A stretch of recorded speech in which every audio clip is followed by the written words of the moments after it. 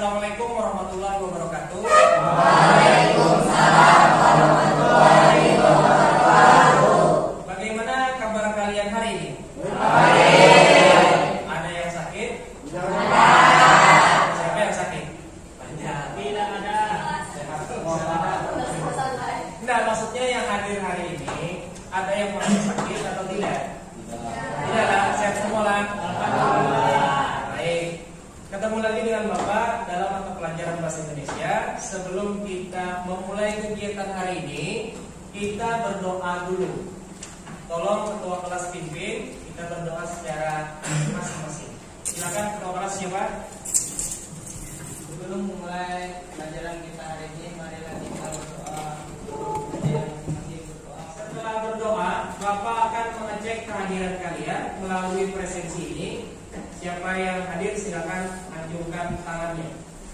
Hari ini hari tanggal berapa?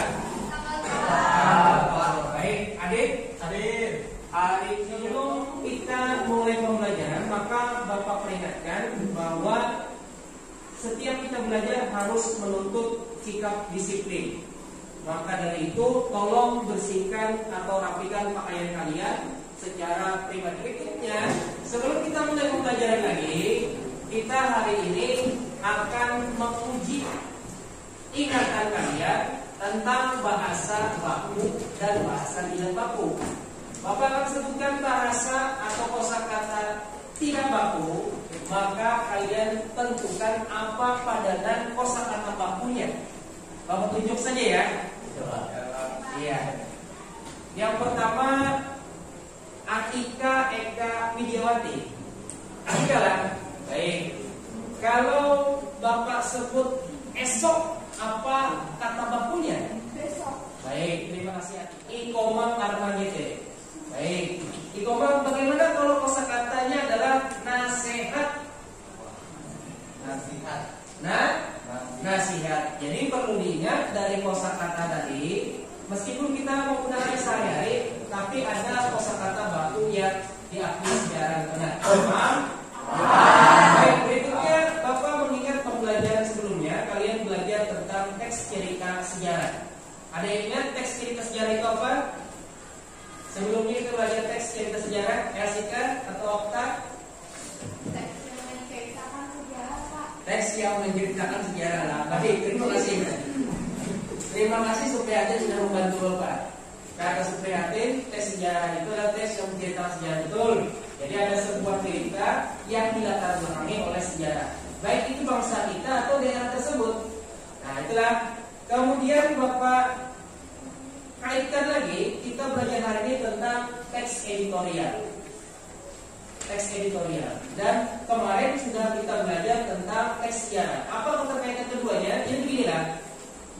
Jadi bangsa kita ini kan pernah diduduki oleh bangsa lain, pernah diduduki oleh beberapa bangsa lain. Dulu sebelum orang tergugah untuk memberikan perlawanan terhadap bangsa itu, ada media yang digunakan. Jadi karena tempat itu luas, orangnya sedikit, maka tidak ada rasa sepenanggungan. Bagaimana rasa itu akan muncul ketika orang membaca tulisan-tulisan dinding. Biasakan di pelajaran sejarah diceritakan di dinding itu tulisan merdeka atau mati. Nah, seperti itulah. Jadi salah satu upaya membuat orang merasa senasib dan sepenanggungan itu adalah dengan media. Apa kaitannya dengan cerita sejarah? Kalau cerita sejarah dulu dibuat orang, itu ceritanya pasti pandangannya tentang kita itu diduduki oleh bangsa yang lain. Jadi ketika membaca itu, oh kita ini perlu melakukan perlawanan. Lalu kaitannya dengan teks editorial, sama dengan media itu, orang membaca berita supaya orang tergugah untuk memberikan perlawanan terhadap bangsa yang menduduki bangsa kita. Paham kan? Jadi fungsi media teks editorial itu memberikan pandangan terhadap suatu masalah. Kalau sekarang agak beda.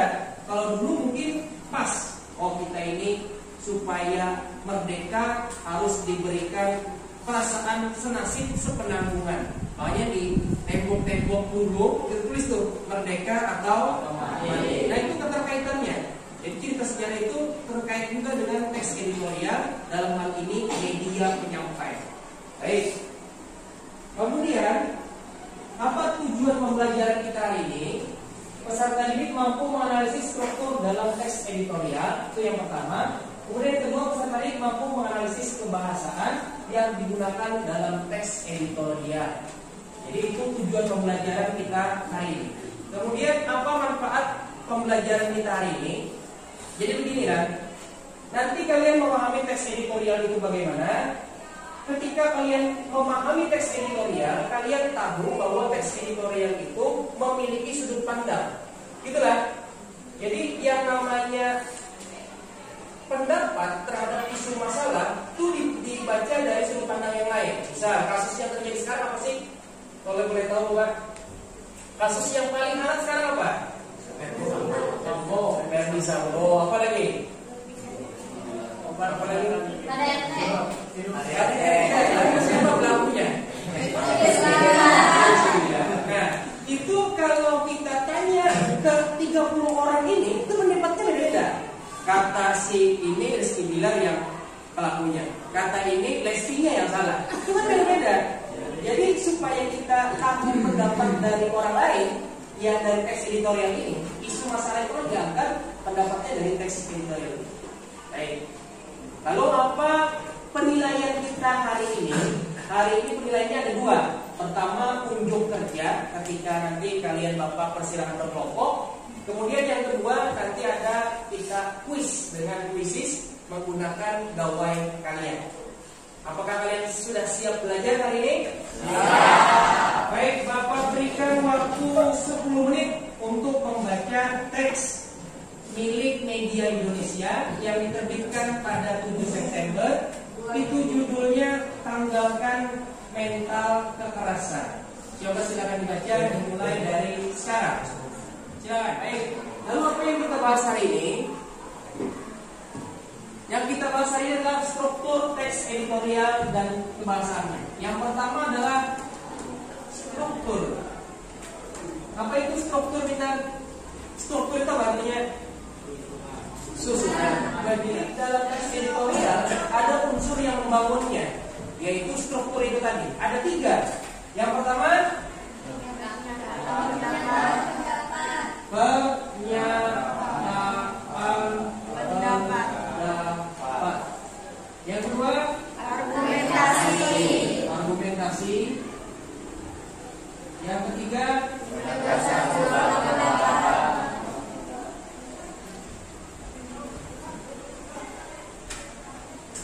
baik, kita telah sama-sama.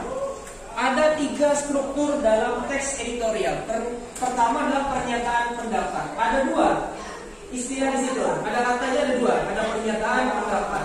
Karena ini bentuknya pendapat, maka pada sebuah teks harus dinyatakan dulu keberpihakan media itu kepada masyarakat. Yang kedua, argumentasi.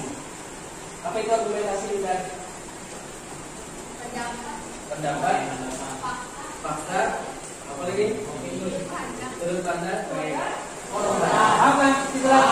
Itu artinya argumentasi.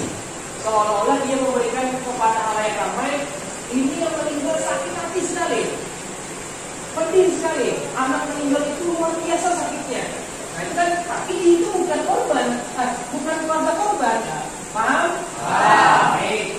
Kemudian nomor 1 sudah, nomor 2 sudah, nomor 3 penegasan ulang pendapat. Ini sama saja dengan yang nomor 2. Yang Media Indonesia tadi memberikan pendapatnya, cuman paling mudah letaknya ada di akhir. Selalu diawali atau diakhiri dengan kata penegasan. Nah ini ada 4 kebahasaan teks editorial. Ada kalimat retoris, kata populer, kata tunjuk, dan konjungsi kausal. Ada lagi? Tidak ada? Baik. Sekarang Bapak ingin tanya, karena kalian sudah bertanya, Bapak lagi bertanya. Ketika kita mempelajari struktur kebahasaan, buat apa sih? Ada yang bisa? Ayo, umpamanya tes editorial minimal tahu bahwa sudut pandang orang lain atau media seperti ini. Nah itu fungsinya. Terima kasih untuk jawaban Sarwani dan Adit tadi. Baik, sekarang kalau tidak ada yang bertanya, Bapak minta kalian berkelompok. Sudah Bapak bagi kemarin ada 5 kelompok, betul? Sekarang Bapak minta kalian kembali scan yang di depan, tapi kalau sudah ada scan mungkin riwayatnya ada. Nah, di samping tadi teks tanggal kekerasan tadi ada LKPD, lembar kerja peserta didik. Silakan kalian baca 5 kelompok. Kalian sudah buka LKPD, apa yang kalian kerjakan? Pertama, kalian bicarakan apa isu yang kalian angkat. Tidak boleh sama. Kalau sudah ditemukan, silakan cari teksnya, teks editorialnya dari mana. Oh, ini relevan dengan lingkungan. Baru kalian analisis, tentukan strukturnya, tentukan kebahasaannya. Paham? Sampai sini ada yang masih tidak paham dengan tugasnya? Aman? Baik, Bapak minta waktunya sekitar 30 menit mengerjakan dari sekarang. Apa aja? Masa para pelajar kami dan dua kali coba. Argumentasi. Pengenalan isu. Mengenai isu pasti satu paragraf. Sini kami akan mempresentasikan hasil kerja kelompok kami, yaitu teks editorial tentang upaya peningkatan mutu pendidikan yang akan dibacakan oleh teman saya. Di layar silakan yang baca siapa? Upaya peningkatan mutu pendidikan. Pendidikan yang berkualitas menjadi sangat penting agar suatu negara dapat sejajar dengan negara maju. Namun, kenyataan pendidikan di tanah air belum sebanding dengan pendidikan yang ada di negara maju. Setiap lembaga pendidikan perlu mencetak lulusan yang berkualitas. Hal tersebut menjadi antisipasi terhadap perubahan dan tantangan yang harus dihadapi oleh setiap orang dalam menjalani kehidupan. Peningkatan kualitas pendidikan. Sebelum Bapak memberi tanggapan, Bapak minta tanggapan dulu dari kalian. Bagaimana kelompok 2? Adakah yang dikomentari? Lihat ada yang keliru? Ya silakan Madre lagi. Dalam membaca belum lancar. Oke. Pendidikan tata populer. Iya, itu maksudnya sebenarnya. Kenapa pendidikan termasuk kata populer? Medianya apa? Misal Jawa Pos kan, atau Banjarmasin Pos kan ada itu. Terakhir Bapak minta kalian untuk mengerjakan soal. Silakan kembali coba arahkan kembali kamera kalian ke layar ini. Sarwani dan Nabia, bukan dua hal yang ingin Bapak tanyakan kepada kalian. Pertama adalah kesimpulan pembelajaran kita hari ini. Bagaimana? Ada yang bisa angkat tangan? Bisa memberikan kesimpulan pembelajaran kita hari ini. Belajar apa sih kita hari ini? Silakan angkat. Kemudian Bapak ingatkan lagi bahwa pertemuan berikutnya kita akan melanjutkan pada minggu berikutnya lagi tentang buah-buah buku non-fiksi. Sampai sini ada pertanyaan? Tidak ada. Terima kasih Bapak akhiri. Salah hilaf mohon maaf. Wassalamualaikum warahmatullahi wabarakatuh. Waalaikumsalam warahmatullahi wabarakatuh.